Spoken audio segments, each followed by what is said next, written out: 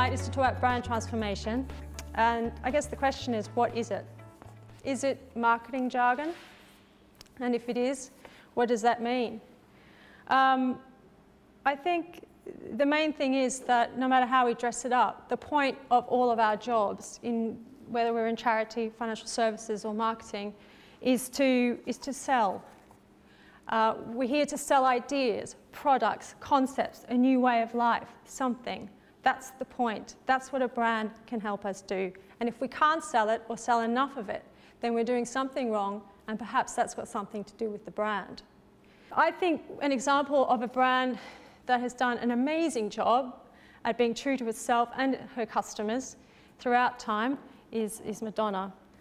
Madonna has morphed according to her customers, but she never loses that sense of irreverence, that sense of challenge to the world around her. And although her style is radically changed from one minute to the next, I think she does a great job of brand transformation. The problem now is that it's harder than ever before to be relevant. We live in a world that is increasingly confusing and difficult and, quite frankly, out of control.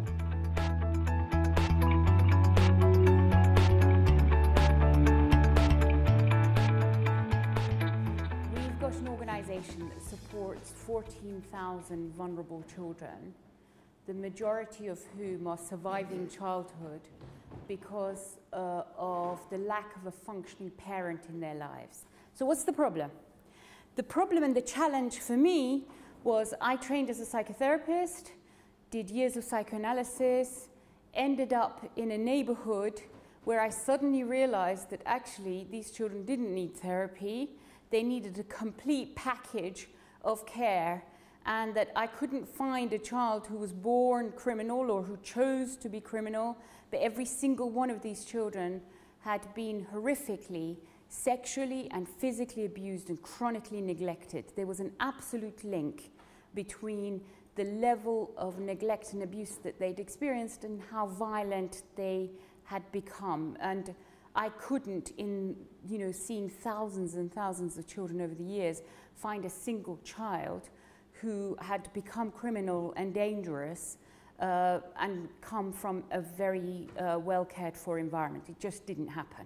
So we've put together all the best scientists from across the world, from Cambridge, Oxford, UCL, America. Basically, we've put together 35 of the top scientists on neurodevelopmental trauma, and they're doing all the research. And my intention is to, using scanning machines and measures, to demonstrate quite clearly that abuse and neglect of children has the consequence of changing their brains towards more antisocial functioning, but also that unrelenting love and care can reverse or adapt some of these structural deficiencies and functional maladaptations.